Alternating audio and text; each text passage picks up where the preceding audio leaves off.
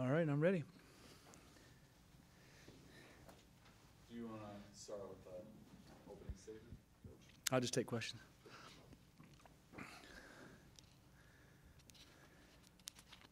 Early in the second quarter, you made the decision to go for the first down on 4th and 9 on the USC 37 rather than kick the field goal. What was kind of behind the play calling here?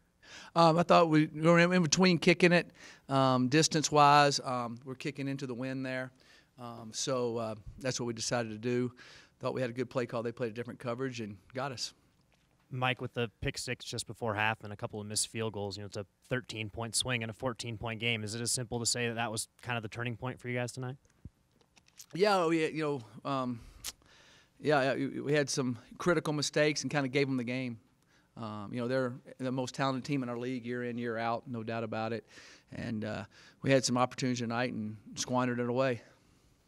Coach, obviously a tough senior night. When you will remember Phillip Lindsay and his impact on this team, what will kind of his legacy be in your mind? We got all night to talk about him. It was, his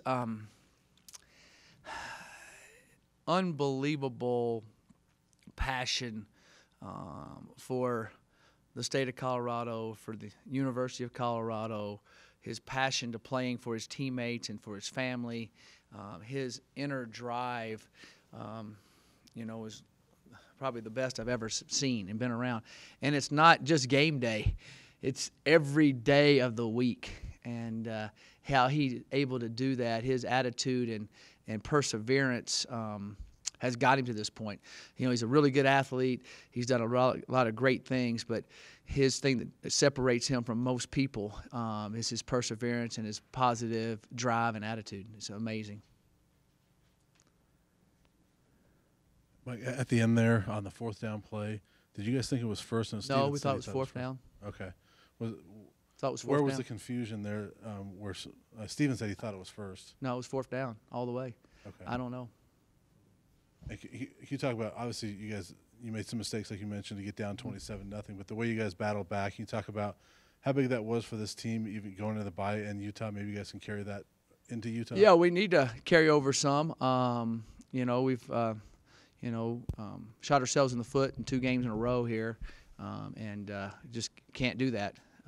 But we need to find a way in the bye week to come back and hopefully do something that hadn't been done around here in 14 years, and that's what we'd like to do. Mike, we saw Isaiah return from injury. How close do you think he was to 100%, and how do you figure he played the night? Well, he said he was 100%, and the doctor said he was 100%, and but he didn't play quite like Isaiah. He would tell you the same thing, so I guess he wasn't 100% mentally, for it. And that's always tough when they come back and you're playing really talented receivers and a really talented quarterback. They can kind of exploit that. And he's a great player, and he tried to fight through it and wasn't able to go in the second half.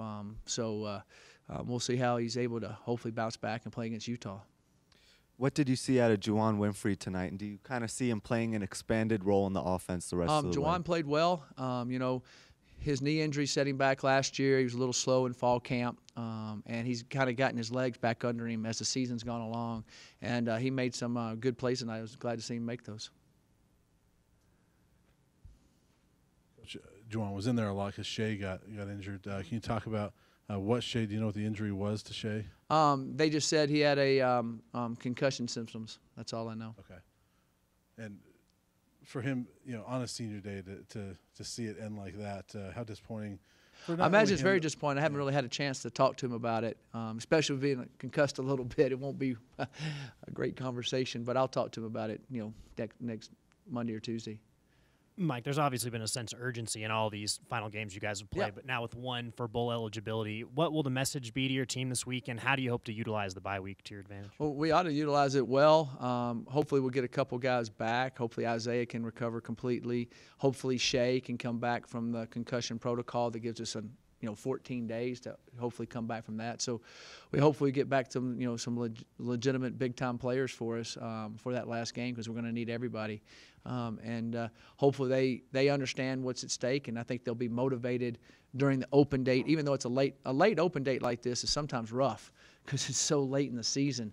But I don't think it will be with these guys. They've always come to practice hard and play hard, and I think they showed that the way they came back out in the second half and fought after the first half that didn't go good, and that demoralizing play at the end really could sting you.